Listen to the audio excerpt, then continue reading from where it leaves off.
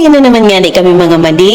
So for today's video nga mga madi, mahihiling din dyan mga madi na naglalakaw na naman kami ng Batang Inchik. Yung mga madi naglalakaw na naman kami and pasiring na naman kami mga madi ko sa Naga. Out yung mga madi ko mala baga grabe ang laboy pero no choice nga kita mga madi ko kasi may na naman nga kita ning pwedeng masakayan para dahil kita maglakaw higdi sa karayo-rayuin na mga madi kong lakawon. Yes, opo mga madi ko. Digdi po kaya sa barangay mi sa Scout Puentebella, mayo po digining biyahe. So, kapag di po kami naglalakaw pasiring sa Naga, may naghahatod po sa muyang motor pasiring sa sentro kang Goa o kaya digdi po kami maagi sa Kabangan pasiring sa Tinambak. And minsan din po mga madi kapag mayo pong motor, mahanap po kami ning Arkilaw na tricycle. Ginigibong mo po yan mga madi kapag po may budget kami na pangsakay sa motor, pang gasolina or pangbayad po sa arkiladong tricycle. And kadalasan po sa araw kay niyo ngani na every week na kami kay puhanan magpanaga ni Batang Inchik kasi ngani every week man and twice a week pa ang sa iyang therapy. So kay puhanan matipid ngani kasi ang syempre sa pagtherapy ni Batang Inchik ang gastos po dahil man basta-basta mo makukuha. O kaya nga sabi ko mga madi ko, okay lang niya ako. Thankful pa nga niya ako kita kasi may chance pa kita ning may choice pa kitang iba ning paraan para makaabot lang kita duman sa terapihan ni Batang Inchik para lang po masuportahan ang kaipuhanan niya sa iyang pagte-therapy po nga ni mga madi ko. Sabi ko okay lang na maglakaw pero hindi po nga sa part na ni mga madi ko na sa panahon taon niya na mauranon, iyan, malabuyon, medyo nahihirapan lang kami ni Batang Inchik ngunyan kasi every week tapos mauran pa syempre ang sipon, suubo, syempre ang aki. Miski nga ako mga madi ko, sinisipon ako maray-maray nga ni mga madi ko tangon yan, nawara-wara na sisipon mi ni Batang Inchik sa kasi abo. Si Batang Inchik mga madi ko igwapa pero pinapadagos kung pinapainom siya ning bulong. One time mga madi ko nagapot sa agum ko na kaya mo yan o kaya okay lang ba sa indo na magburubulta ka mo kasi no choice man nga ni mga madi ko kasi may man kaming madadagusan sa Naga ning iba para day kami magpabalik-balik. And kay puanan po man mga madi ko kasi si Batang Inchik nga ni nagkaklase higdi sa samuyang barangay and even day man nga ni siya nakakalaog ngunyan mga madi ko kasi nasasakto na may mga klase-klase kasi nasususpended nga ni mga madi ko ang klase and may mga holidays pa. Sabi ko nga na kay mga madi ko niya ko okay lang basta niya ko masuportaran nga ni ang kaipuanan ni Batang Inchik kasi no choice man nga ni mga madi ko kaipuan kitang mag-sacrifice and mapagal pero day man ako mga madi na nagrereklamo kung tano nangyayari ni nag-enjoy mi lang ni Batang Inchik. Sabi ko nga ni kapag mainit okay lang sa mga ni Batang Inchik na burbul taon miniyo. Hindi lang kaya kami mga madi ko nahihirapan kapag iniarog ka ng panahon mauran kasi di ko talaga kaya kasi may mga darapa kami, may bag tapos si Batang Inchik syempre pag malaboy di mo man kaya puhanin di pwedeng palakawon kasi hirak man aki pa. Ang init nga ni mga madi ko naglalako man kami dyan ni Batang Inchik na kami lang pero mainit mga madi ko alang ang agihan ba kung arog ka sobrang laboy and okay lang isi lang kami ni Batang Inchik kasi pag mga arog ko yan gusto niya man maglakaw pero pag arong kong pagal na siya kinakarga ko na siya at least mga madi ko daw kinakarga ko siya binabaktot ko siya iwas na agad mga madi ko deng layo di ka mapapahalnas di ka makakalagpos kasi nga ni okay man ang agihan sa ngunyan nga ni mga madi ko pero may kong tinasakto na mag-uli ni yung tugang ko nga ni sa pag-attend kan sa iyang mga lakawon man nga ni digdi sa as iski kagawad man mga madi ko kaya sabi ko niya ko rin ka naman maigdi kasi may taripo naman kamo may mga relakawan naman kamo tapos sabi ko niya ko kung rin ka mauli duman sa muya masabay kami para niya ko may alalay kami ni Batang Inchik nga ni sa paglakaw mga madi ko kasi mahirap may drown lamang niya ko kambag ay may madara lamang niya ko kambag or or may mga kusarusang nga na ako mga madiko sa pagkarga kay Batang Inchik. Arog nga ni mga madiko o tapos minsan kapag pauwi na ako situgan ko naman or kaya minsan itong jowa katungtugan ko mga madiko. O shout out sa Imuloy. Salamat Loy sa sa pag-alalay and sa permingyaon ka man na nakaano sa muya daw arog kaya rayo na mo pagalon nang nagtsatsaga ka man na mag-alalay sa tugang ko and sa pag-alalay man sa muya kapag arog ka niyong arog ka niyang sa muyang sitwasyon na medyo hassle. Pero nga ni mga madiko nagpapasalamat nga ni ako tamis ka arog ba kain mga madiko na pero perming arog kay ng sitwasyon mi sa arog kay niyong simanang nagpuspos ning bulan pero bulan naman baga mga madiko ang pauran-uran pero nagpapasalamat ako mga madiko na di ako mati ning itong kaluyahan ning buot aram nido mga madiko permis ng garong porsigido ang namamati ko para maka-attend kami every session ni Batang Inchik sa iyang therapy. So may naghahapot po kung daw nagpapa-therapy si Batang Inchik siguro po di niya pa nadadalan so mga nagka-upload ko na si Batang Inchik po kaya mga madiko ining aki ko sulo-sulo kong aki ay di ko masasabi mga madiko na as in autism kasi dahil may paman siya mga madiko na pa-diagnose assessment pa lang mga madiko pero pig considered nga ni siya na igwang autism pero mild lang mga madiko bako siyang masyado kalala na arog kadto so kay po lang ipa-therapy si Batang Inchik kasi para ma-training and para maihabol ito yung kay po na ma-improve sa iyang sadiri para po maihabol sa edad niya kasi sa sa assessment niya po mga madiko kang nakahaging anong bulan ko siya pig pa October at adto yung mga madiko nagpa-assist kami ning nasa kasi 4 years old na siya pero ang attitude niya nasa running 2 years old pa lang mga madiko so ito ang attitude niya kay ipuhan ihabol sa edad niya kasi nadidilingan ng mga madiko nalilate so ito po ang tinetherapy para maihabol so tinitraining man lang siya more on activities table activities yan training sa mga para po maihabol and most especially po sa pagtaram kasi yung yan kaya nga po baga na apod siya ng Batang Inchik kasi nga nahihirapan siya magtaram yun po kaya yan, talagang training kami niyan. Puro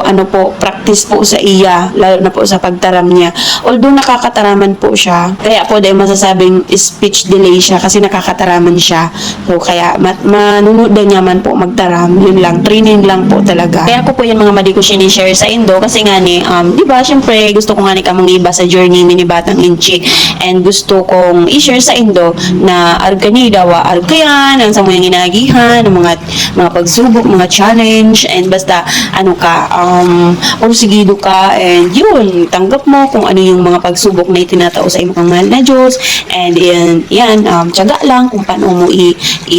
sa proseso, and kung paano ka maglaban, and mahihiling ta kung ano ang papadumanan, kung ano ang magayon na resulta mga madiko. And saro sa mga purpose mga madiko kung tanong sinishare ko inyo, kasi nga mga madiko, igwaman mga parents na arog ko kang poon na daay aware sa autism mga madi. Yes, honestly mga madi, di talaga ako aware sa autism. Kaya nga mga 4 years old na si Batang Inchik may napa-assist sa napahiling mga madi ko sa pediatrician. Kaya minaarama na arog siya kay mga madiko na igwa siyang kondisyon na arog kaya. Sa para research ko mga madiko kung ano ang autism, naaraman ko din na kang pandemic naglala or mas nagdakol ang mga aking may conditioning autism na arog kay mga madiko. Kasi nga sa kadalasan po daan na nagkakaigwa kayan sa pagbabad sa mga gadgets, arog TV, cellphone. Inaalala ko kaya kadto mga madiko kung nagkaklase pa ako, sakto pandemic ito and nagkaklase ako, busy ako. Kadalasan ko na para magibo ko ito yung mga gibong ko ko sa eskwelahan, pinapadalan ko muna siya. Kasi nga ni, nararisa ko man nga ni sa mga madiko na iyuman po ang hilig niya. Pero dahil ko sinasabi mga madiko, and dahil ko din masabi na dahil ito sa madalas kong pagpadalan sa iya sa cellphone, kaya kung taano siya nagkaigwaning condition na arog kayan. Kasi nga ni mga madiko, duman sa na-research ko man nga ni, syempre sige nga naman ako mga madikong research, kasi di man nga ni ako aware. So kay puhanan, maraman ta, kapag kung ito yung igwanan kita ni nasa sitwasyon na kita, naarog ka to, kay puhanan, maaraman ta kasi paano ta mareserbaran yan, paano ta kung dahil ta aram. So sabi duman, itong mga early symptoms man nga ni mga madiko, mas nagkapiraman mga madiko ang nahiling ni kibatang inchik na maski itong de pa ako nagkaklase na yaon na siya, inaki ko na siya, may mga na talaga na igwa siya. So siguro kadto yung nagklase ako, tapos permit ko siyang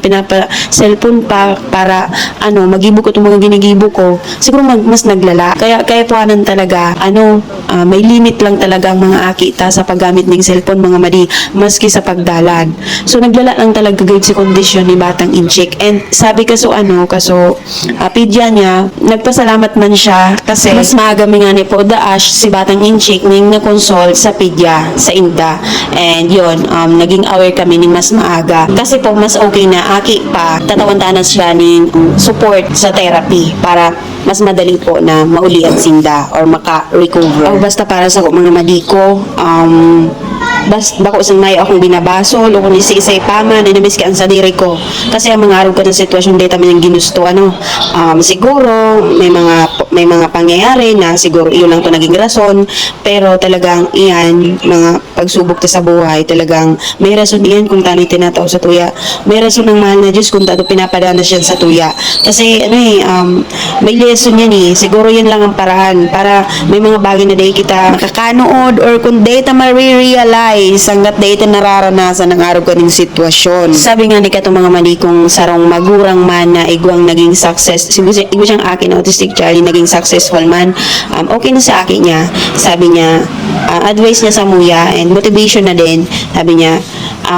thankful pa kita mga mami kasi kita itong mga parents na pinagkatiwalaan kang mahal na Diyos na magkaigwang sarong baby na special sa Inda. Kasi alam kang mahal na Diyos, nakita itong mga parents na makakaya, makakatyaga sa mga aki na igwang araw kaning kondisyon. Aram kang mahal na Diyos, nakita ang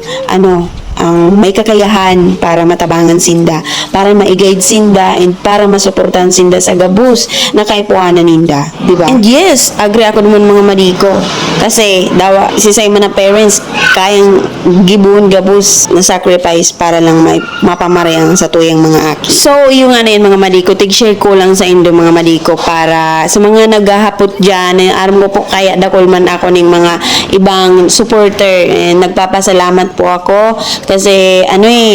nagdadakol man po ang followers me, nagdadakol man po ang mga nag-aabang kan sa yung journey ni Batang Inchik kada upload ko. So thankful po ako, nagpapasalamat po ako, and sana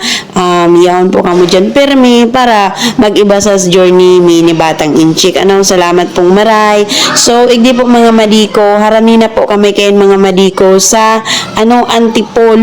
Antipolo Tinambak mga madiko. Harami na kami duman sa jeep na sasakayan mi pasiring sa Tinambak. And pag abot ng mga madiko sa Tinambak, masakay naman kami ng jeep Panaga. So igdi mga madiko, naghahanap na lang kami dyan mga madiko ning mahahanawan. Maringani mga madiko takada lakaw miman ngani mga madiko dyan sa lakawan na iyan. Daiman mga madiko nag-uuran. Medyo nagturutagiti dyan mga madiko, pero no worries na mga madiko kasi daiman makusog. Tapos haraniho na talaga kami dyan mga madikong marahin. Diit na lakaw na masakay na kami. Syempre nga mga madiko, aban-aban nakasakay na ngani kami. So yaw na nga nagmay mga madiko, inagahan mi na si Kudong ning Tulay. So aban-aban nga kan mga madiko, nag-agi naman kami di sa Lupining Tulay. Ang isi-share ko lang sa inyo mga madiko, inipalan mga madiko ang kinakatakutan ko ning inaagihan mi ni Batang Inchik pag hindi kami nag-agi. Kasi ini mga madikong tulay na inidigdiho, haling antipolo pati nambak hindi sa luping iniyo kung kasi mga nakakaaram dyan mga madiko bako bagang iniyo so kadalasan may na uhulog igdining sasakyan dyan mahuhulog mga madiko dyan kasi mahiling nyo dyan mga madiko dyan nakulo na dyan nahulog kaya ay Diyos ko mga madiko salamat sa mahal na Diyos sa pabiyabi ng batang inchik ginagabayan man kami kang mahal na Diyos para makaabot kami permi sa papadumanan mining ligtas dakulang pasalamat mga madiko sa mahal na Diyos kasi sa uro aldaw and sa kabus na oras mga madiko na mamati ko ang presensya kang mahal na Diyos na paggabay sa samuya kang mahal na Diyos kaya permi kita magpasalamat sa mahal na Diyos sa kabus na oras sabi nga kaya mag-igwaman sa magmayo kitang nare-receive ning blessing permi kita magpasalamat kasi sa pagmatatapasan na sa pagkaaga dakulang blessing niyan sa satuya para magpadagos kitang maglaban and magpaugma kung ano man ang may papaugmata sa mga taong padangata so kabanaban nga rin mga madiko yaw na nga ni kami digdiyo sa tinamba awin nga mga madiko nakamotor napapansin ko nag-iwas na nga siya sa kuya kasi akala niya gayo siya binibidyoan ko bako ikakuya ang binibidyoan ko nga ni yung agihan kasi diba magayon yung mga madiko tapos nga mga madiko yan na ba nga ni si Plaza tapos uyan na si Park haranin kita mga madiko haranin na kita sa Terminal Panaga sa wakas mga madiko yaw kita digdiyo magayon sa nakitang sakay din nakita magunglakaw sa kalabuy-labuye yan si Central 1 mga madiko and Central 2 tapos uyan na mga madiko yaw nakita sa terminal tapos nga mga madiko abot-abot mi sakay tulos kami sa jeep tapahali na naman si jeep mga madiko sakto mga madiko sa biyahe mi naman na batang inchik abot-abot mi sakay kami tapos larga na naman si jeep mga madiko ay maringay mga madiko taarog ko yan tapos si batang inchik mga madiko gusto ko yan ura-urada brum brum pag nagsakay ka sa jeep ura-urada dapat mag-under ka na di yun na nga itong mga madiko pakaabot-abot mga na hindi na batang inchik sa naga tigluwasan kami ni daddy ning panira ning tinola ay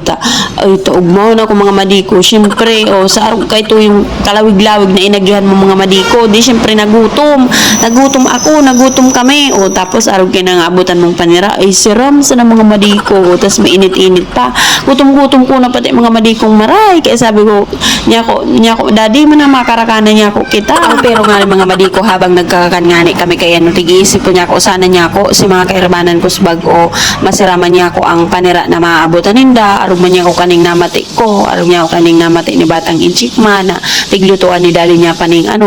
ning manok katong chicken para magkaigwada siya ning fried chicken sana ba ko lang kami nagkakaning masiram sana din kamo mga madiko